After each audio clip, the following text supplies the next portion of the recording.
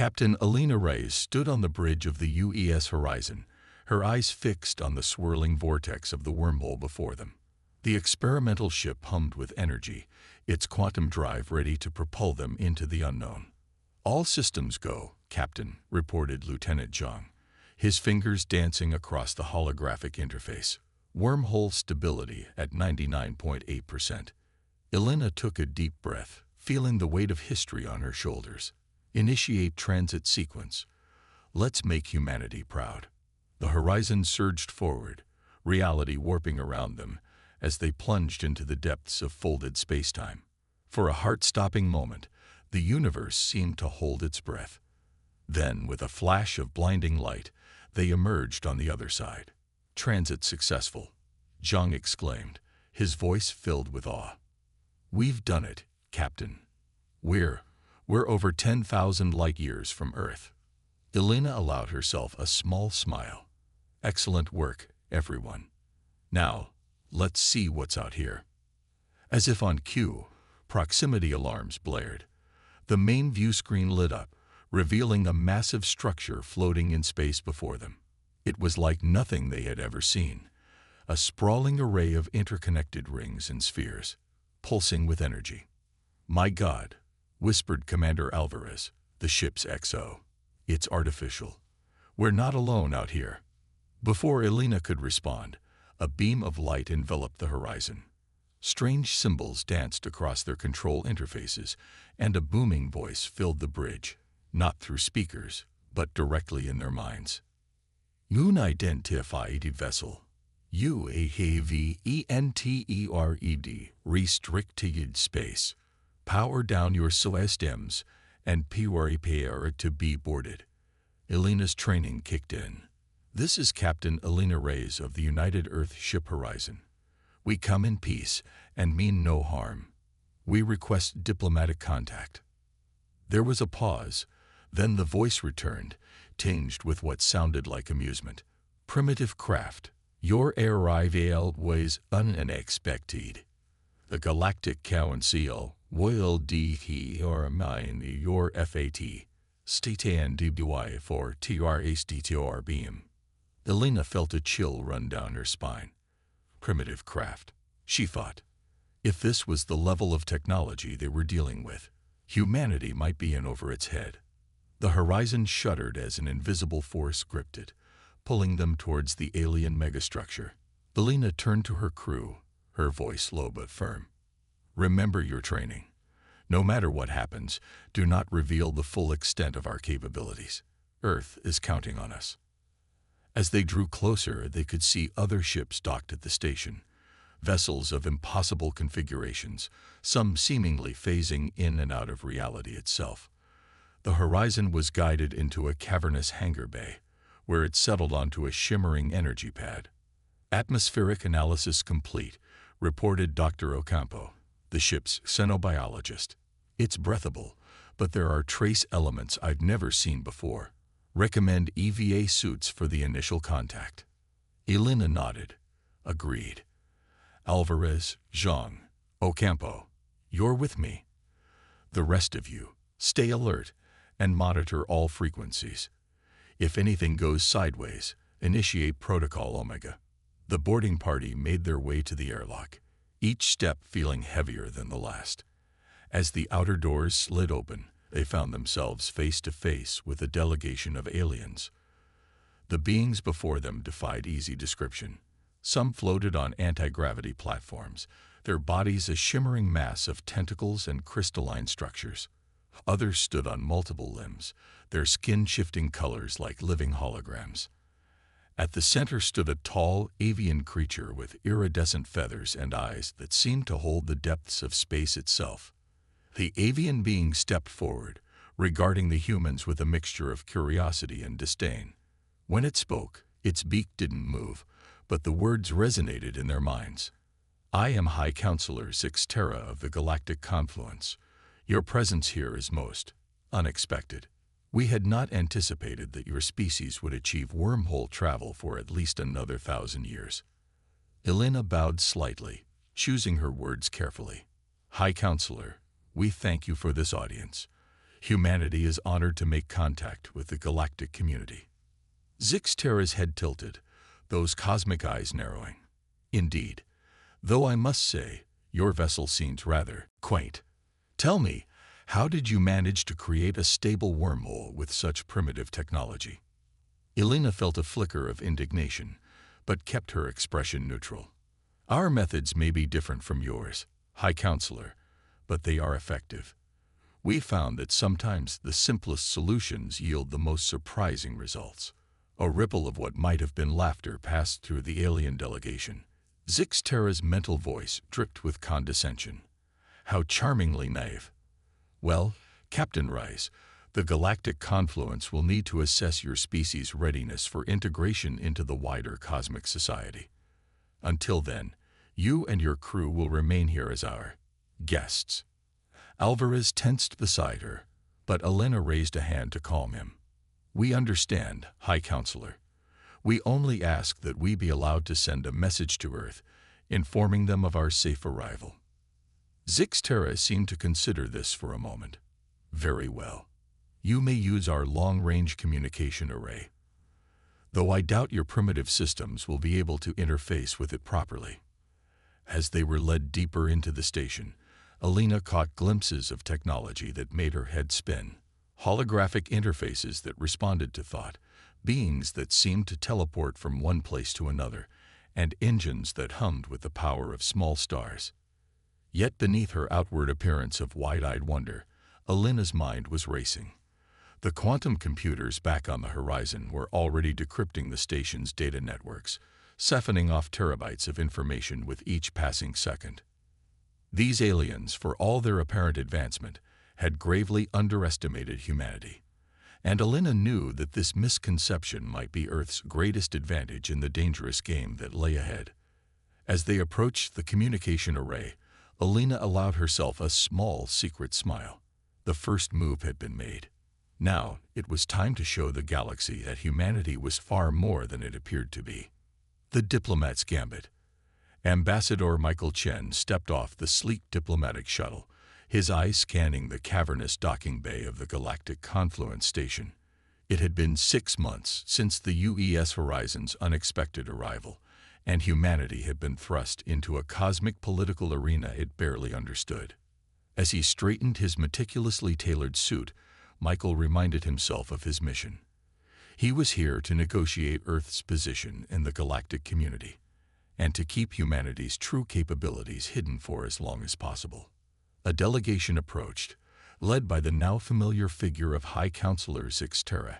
The avian alien's feathers shimmered with an otherworldly iridescence as it regarded Michael with those unsettling cosmic eyes.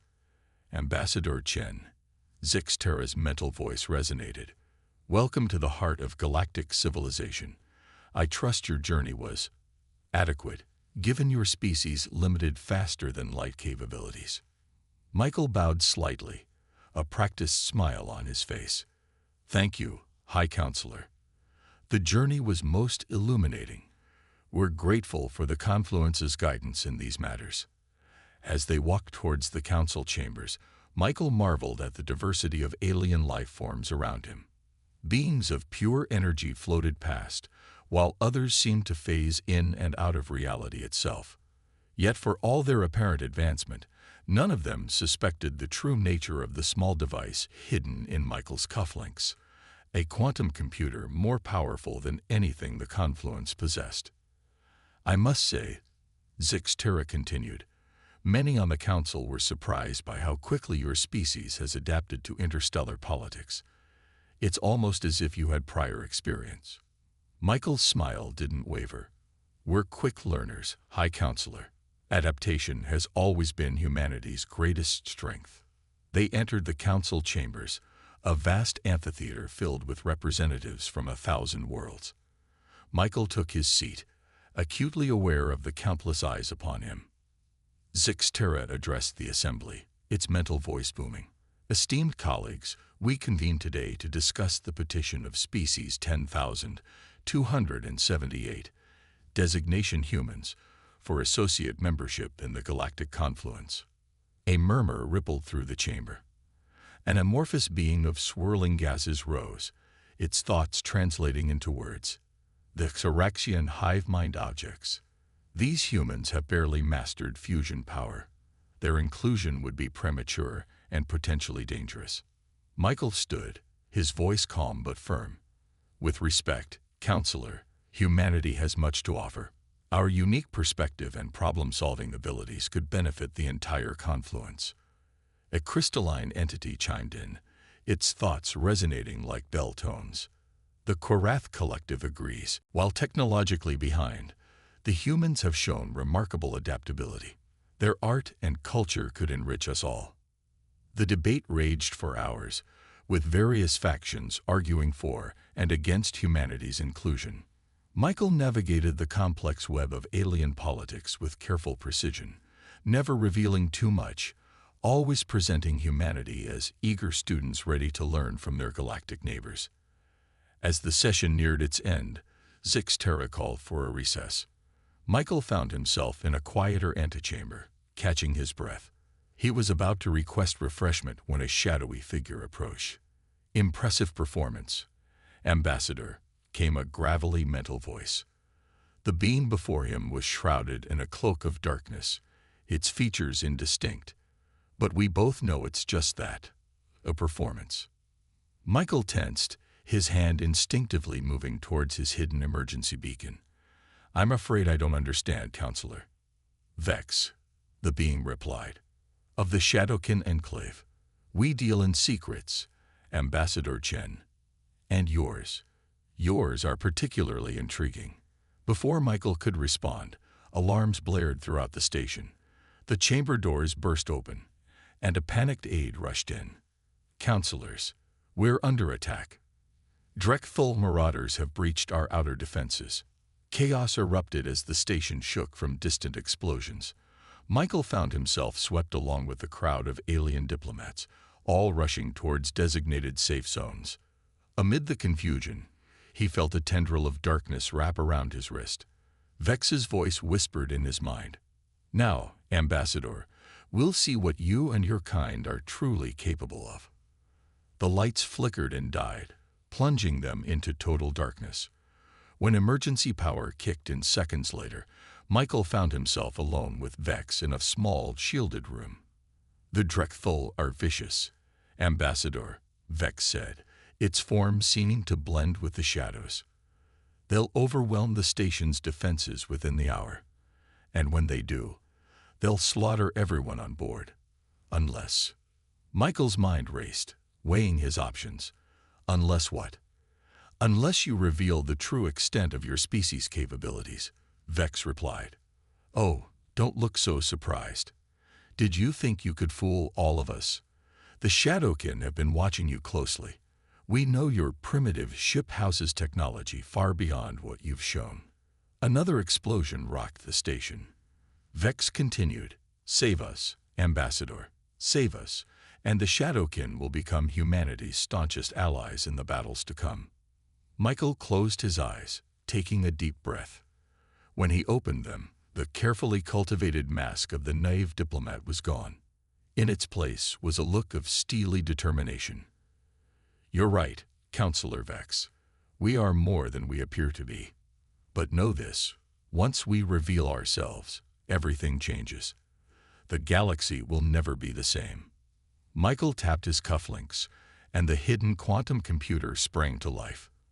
He interfaced directly with the station's systems, his mind moving at incredible speeds through layers of alien code. Vex watched in astonishment as holographic displays flickered around them, showing the Drekthul fleet in disarray. Their ships spun out of control, weapons systems offline, life support failing. By the cosmic void, Vex breathed. What did you do? Michael allowed himself a grim smile. I introduced their systems to a little human invention we call a computer virus. Quite primitive by your standards, I'm sure. As the immediate danger passed, Michael knew the real challenge was just beginning. The secret was out, at least to the Shadowkin. Humanity's carefully constructed facade had cracked, and the repercussions would echo across the galaxy. He turned to Vex, his expression deadly serious. "Now then, counselor, let's discuss the terms of our new alliance, because believe me, you're going to need us in the times ahead." As they left the safe room to rejoin the bewildered council, Michael sent a coded burst transmission to Earth. The message was simple. Pandora's box is open.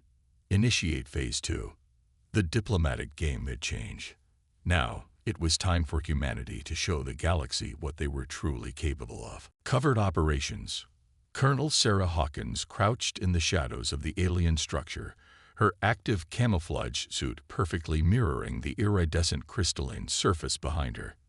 She held up a fist, signaling her team to halt as a patrol of Vrecna guards stomped past, their armored exoskeletons whirring with each step. "Wraith team, status check." Sarah subvocalized, the quantum-entangled communicator in her throat picking up the vibrations. "Spectre in position," came the reply from her sniper. "Phantom and Banshee ready to move," reported the demolitions expert and the hacker. Sarah allowed herself a grim smile. 6 months had passed since the Drechthol attack on the Galactic Confluence Station, and humanity's true capabilities were still largely unknown. But whispers had spread, and some alien factions had grown bold, or desperate, enough to test Earth's defenses. The Vrecna were among the worst, a warrior culture that viewed other species as little more than potential slaves or subjects. When they'd raided an Earth colony and taken hostages, it was time to send a message. "Remember," Sarah transmitted to her team, "minimal alien casualties. We're here to rescue our people and gather intel, not start a war. But if it comes down to them or us, we choose us," her team replied in unison. Sarah checked her holographic heads-up display, marveling for a moment at how far human technology had come. The quantum computer embedded in her suit could process more data in a second than entire alien civilizations could in a year. "Phantom, you're up. Breach the main power conduit." Her demolitions expert moved with liquid grace, planting microscopic antimatter charges at key structural points. Seconds later, the facility plunged into darkness. Chaos erupted as Vrecna soldiers scrambled to respond. But to Sarah and her team, the darkness was irrelevant. Their neural interfaces painted a perfect three-dimensional map of the complex, updated in real time as their suits' sensors gathered data. "Banshee, start the hack. Find our people." Sarah's tech expert interfaced directly with the alien computer systems, her augmented mind racing through firewalls and encryptions as if they were child's play. "Got it, Colonel," Banshee reported. "Hostages are being held 2 levels down, high-security detention block." Sarah's team moved like ghosts through the facility, their quantum-shifted matter passing through solid walls as if they were mist. They encountered scattered resistance, panicked Vrecna troops firing blindly into the darkness, but the humans were always 3 steps ahead, their suits predicting enemy movements before they happened. As they approached the detention block, Sarah felt a familiar tension building. This was the moment of truth. "Spectre, I need an opening." Her sniper, positioned kilometers away on a nearby moon, acknowledged wordlessly. A millisecond later, a hypersonic projectile punched through the facility's shields, vaporizing the main door to the detention block. Sarah's team poured in, their weapons set to non-lethal concussive blasts. The Vrecna guards, caught completely off guard, didn't stand a chance. "Area secure," Sarah announced, surveying the unconscious aliens. "Banshee, get those cells open." The force fields shimmered and died, revealing 24 terrified human colonists. Sarah's heart clenched at the sight of their gaunt faces and haunted eyes. "It's all right," she said, her voice gentle as she deactivated her camouflage. "We're here to take you home." As Phantom began prepping the colonists for emergency quantum teleportation, an alarm blared through the facility. "Colonel," Banshee called out, her voice tense, "we've got a problem. The Vrecna just activated some kind of quantum entanglement communicator. They're calling for reinforcements from their entire fleet." Sarah's mind raced through the possibilities. A full-scale Vrekna assault could expose far more of humanity's capabilities than they were ready to reveal. New plan, she decided. Banshee, I need you to piggyback on that transmission. Phantom, prep a little surprise for our friends. Her team worked with practiced efficiency. Banshee's hands flew over holographic interfaces, injecting a complex virus into the Vrekna's quantum communications network. Meanwhile, Phantom planted a series of devices throughout the facility. Tiny reality anchors that would prevent any form of faster-than-light travel within the system. Charges set, Phantom reported. This place is gonna be one hell of a mousetrap. Sarah nodded, turning to the freed hostages. All right, people. We're getting out of here. Things are about to get a little weird. Just stay close and try not to panic. She activated her suit's quantum field generator, enveloping the entire group in a shimmering bubble of warped space-time. With a thought, she triggered the teleportation sequence. Reality twisted and stretched around them. For a moment that felt like eternity, they existed everywhere and nowhere at once. Then, with a flash of light and a rush of displaced air, they materialized on the bridge of a cloaked human stealth ship waiting at the edge of the system. As the rescued colonists were led away for medical treatment, Sarah turned to the ship's captain. Status report. The captain's holographic avatar flickered to life. Vrekna fleet is on approach, Colonel. Estimated arrival in 3 minutes.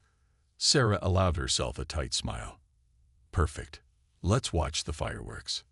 On the main view screen, they watched as the Vrekna warships burst out of faster-than-light travel, directly into the trap Wraith team had laid. The reality anchors activated, forcing the massive ships back into normal space in a catastrophic release of energy. Explosions blossomed silently in the vacuum as ship after ship was torn apart by the space-time distortions. Those that survived found their systems crippled by Banshee's virus, leaving them dead in space. My God, the captain breathed. That's their entire battle fleet. Sarah nodded grimly. Send word to command. The Vrekna threat has been neutralized, and we've got a treasure trove of alien tech to study. As the stealth ship prepared to jump back to Earth, Sarah couldn't shake a feeling of unease. They'd won this battle decisively, but the war was far from over. The galaxy now knew that humanity was a force to be reckoned with, and she feared the response that knowledge would provoke. Take us home, she ordered, her eyes still fixed on the field of destroyed Vrekna ships. I have a feeling our real work is just beginning. The ship vanished into folded space, leaving behind a graveyard of alien vessels and a mystery that would send shockwaves through the galactic community.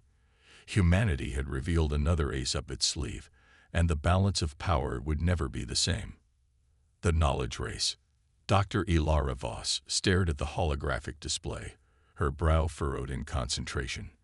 The lab around her hummed with activity, a mix of human scientists and carefully vetted alien researchers working on projects that would have been considered impossible just a few years ago. Dr. Voss, a voice called out. She turned to see her assistant, a young Korath named Zix, its crystalline form shimmering with excitement. We've made a breakthrough on the quantum entanglement communicator. Ilara allowed herself a small smile. The Korath Collective had been one of the few alien species to openly ally with humanity after the Vrekna incident. Their expertise in crystal-based computing had proven invaluable. Show me, she said, following Zix to its workstation. As they pored over the data, alarms suddenly blared throughout the facility. Ilara's neural implant flashed a priority alert. CQRITBUREHH. Unknown int CURZION in CT2or7. Lockdown Protocol Omega, Ilara commanded, her voice steady despite the surge of adrenaline. All personnel to safe rooms. Zix, with me. They rushed through corridors that were rapidly sealing themselves off, holographic barriers springing up to compartmentalize the facility. As they reached the central security hub, Ilara's implant connected her directly to the building's systems. Through a multitude of cameras and sensors, she saw the intruders, a team of shadowy figures that seemed to phase through solid matter. Their tech was advanced, but Ilara recognized the quantum shifting signature. Shadowkin, she muttered. The enigmatic species had been suspiciously quiet since the reveal of humanity's true capabilities. Now she knew why. Security teams, hold your positions, Ilara ordered through the facility's comm system. I'm initiating countermeasures. Her fingers danced across holographic interfaces as she activated a series of defenses that the Shadowkin clearly weren't expecting. Gravity wells suddenly materialized, pinning the intruders in place. Chronoton fields disrupted their phase-shifting abilities, forcing them back into normal spacetime. Within minutes, the threat was contained. As security teams moved in to apprehend the Shadowkin operatives, Ilara turned to Zix, whose crystalline form was vibrating with a mixture of fear and excitement. "Are you all right?" she asked. Zix's form stabilized, its thought voice tinged with awe. I've never seen technology like that before. How did you counteract their phase shifting so easily?" Ilara sighed. "It's a long story, my friend. One that I think it's time you heard." Hours later, after the Shadowkin had been secured and the facility swept for any remaining threats, Ilara found herself in a secure briefing room. Holographic displays showed the faces of Earth's top military and political leaders, along with key alien allies. "This attack confirms our worst fears," General Zhang announced, his holographic form pacing restlessly. "The knowledge race has begun in earnest. Every major power in the galaxy is now scrambling to uncover the full extent of our technological capabilities." Ambassador Chen nodded gravely. "The diplomatic situation is deteriorating rapidly. Several species have severed ties with the Galactic confluence, claiming it's been compromised by human influence. Others are calling for preemptive strikes against Earth and its colonies." "Let them try," Colonel Hawkins interjected, her eyes hard. "After what we did to the Vrekna, most of them are too scared to make a move. But we can't stay on the defensive forever." Ilara cleared her throat, drawing the attention of the assembled leaders. "There might be another way. We've made significant progress in our joint research projects with the Kurath and other allied species. If we selectively share some of our advancements, we could potentially stabilize the situation." A ripple of murmurs passed through the group. It was President Olivia Reyes who finally spoke up, her holographic form radiating authority. "Dr. Voss, your suggestion has merit, but we must tread carefully. Humanity's greatest advantage has always been our ability to innovate, to think outside the box in ways that many alien species struggle to comprehend. We can't risk losing that edge." Ilara nodded, understanding the weight of the decision. "What if we focus on medical technology? Our nanite healing systems could save countless lives across the galaxy. It would be a gesture of goodwill that doesn't compromise our strategic advantages." The discussion continued for hours, weighing the risks and benefits of various disclosure strategies. In the end, a compromise was reached. Earth would host a galactic symposium on medical technology, carefully showcasing advancements that could benefit all species without revealing the full extent of human capabilities. As the meeting concluded, Ilara found herself alone with Ambassador Chen. The diplomat's holographic form looked weary, the strain of recent events evident in his posture. "Do you think this will be enough?" Ilara asked softly. Chen sighed. "It's a start. But make no mistake, Doctor. The galaxy has fundamentally changed. The old power structures are crumbling, and everyone is scrambling to adapt. We've opened Pandora's box, and there's no closing it now." Ilara nodded, her mind already racing with the challenges ahead. As she left the briefing room, she found Zix waiting for her, the young Karath's crystalline form pulsing with nervous energy. "Dr. Voss," Zix began hesitantly, "after everything that's happened, why do you continue to work with alien species like myself? Aren't you afraid we might steal your secrets?" Ilara smiled, placing a gentle hand on Zix's smooth surface. "Zix, humanity's greatest strength isn't our technology. It's our ability to connect, to form bonds across the boundaries of species and culture. Yes, there are risks, but the potential benefits of cooperation far outweigh them. As they walked back to the lab, Ilara's neural implant pinged with a priority message. New data was coming in from deep space probes, hinting at something massive stirring at the galactic core. Whatever it was clear that humanity, and the entire galaxy, would soon face a challenge unlike anything they had encountered before. "Come on," Ilara said, quickening her pace. "We've got work to do." As they re-entered the lab, now humming with a renewed sense of purpose, Ilara couldn't shake the feeling that they were on the cusp of something monumental. The knowledge race was just the beginning. The true test of humanity's place in the cosmos was yet to come. Galactic upheaval.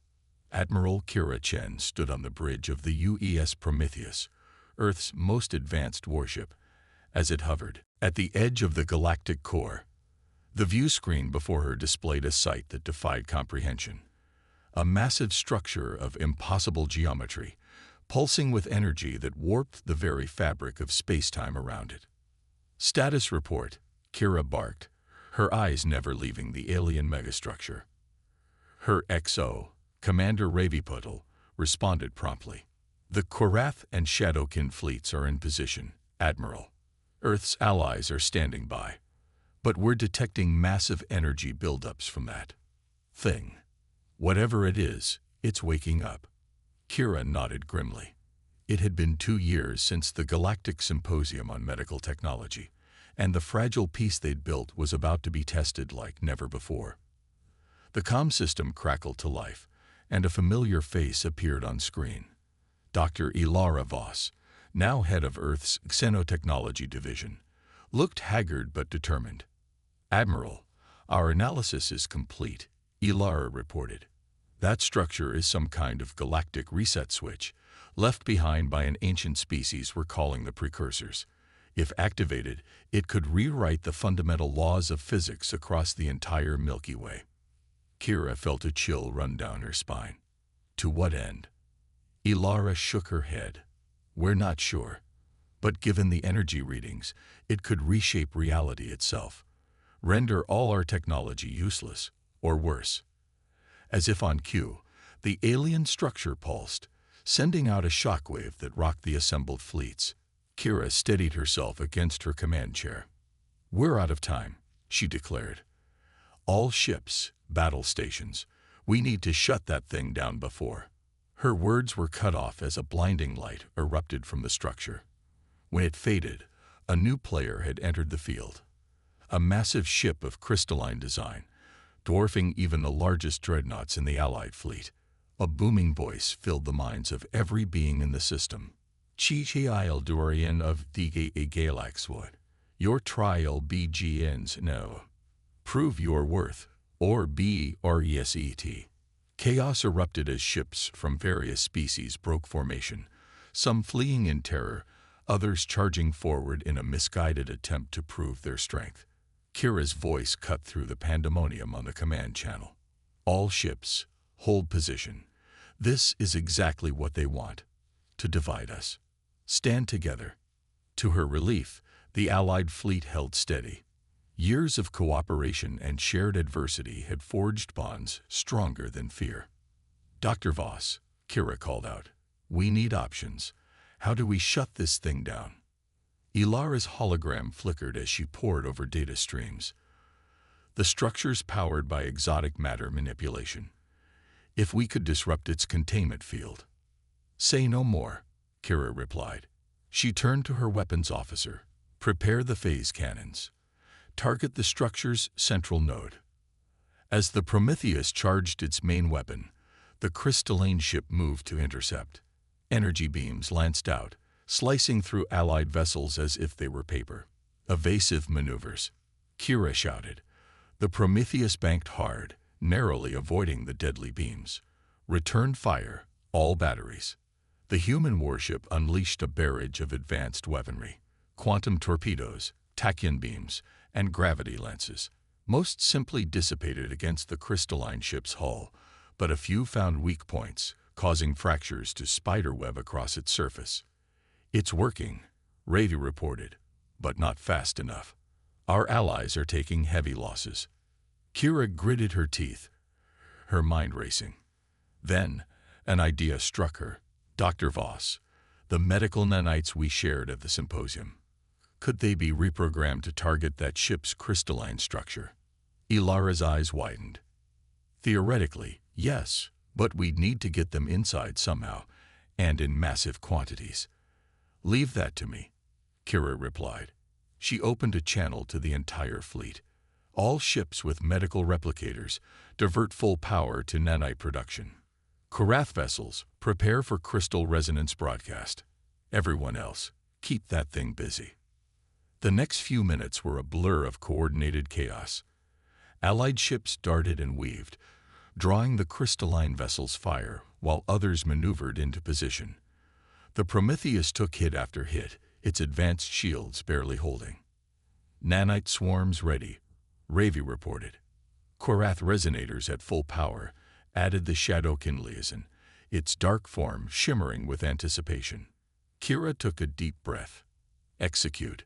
A wave of invisible energy washed over the battlefield as the Korath ships emitted a precisely tuned resonance frequency. For a moment, nothing seemed to happen. Then microscopic fissures appeared in the crystalline ship's hull, just enough for the flood of reprogrammed nanites to pour inside. The effect was almost instantaneous. The massive vessel began to corrode from within, its once perfect structure becoming cloudy and brittle. It's working, Ilara exclaimed. The nanites are disrupting its internal systems. Now's our chance. Kira nodded. All ships, concentrate fire on these coordinates. Hit it with everything you've got. The combined firepower of the Allied fleet lanced out, striking the weakened vessel at its most vulnerable points. With a silent scream that reverberated through the minds of all present, the crystalline ship shattered into a billion glittering fragments. As the debris settled, all eyes turned to the precursor structure. Its pulsing had slowed, the reality-warping energy dissipating. We did it, Ravi breathed, disbelief evident in his voice. But Kira knew it wasn't over. Dr. Voss, can you access its systems? We need to make sure it's truly deactivated. Hours later, as teams of scientists from a dozen species swarmed over the now dormant structure, Kira found herself in a conference with the leaders of Earth's allies. The mood was somber but resolute. Today, we faced extinction together and emerged victorious, Kira began. But this was just the beginning. The galaxy now knows of the Precursor's legacy and the power it represents. We must ensure it never falls into the wrong hands. The Shadowkin representative, its form rippling like liquid darkness, spoke up. We propose a joint custodianship. No one species can be trusted with such power alone. Murmurs of agreement rippled through the assembly. Plans were made, treaties drafted. A new era of galactic cooperation was dawning, born from shared adversity and triumph. As the meeting concluded, Kira gazed out at the stars, feeling the weight of history on her shoulders. Humanity had proven itself on the galactic stage, not just through technological prowess, but through its capacity for leadership, innovation, and unity in the face of cosmic threats. The journey ahead would be challenging, filled with wonders and dangers beyond imagination. But for the first time since venturing into the stars, Kira felt truly optimistic about the future. Humanity and its newfound allies were ready to face whatever the universe had in store. As the Prometheus prepared to return to Earth, carrying news of their victory and the dawn of a new galactic age, Kira allowed herself a small smile. The stars had once seemed so distant, so alien. Now, they were beginning to feel like home.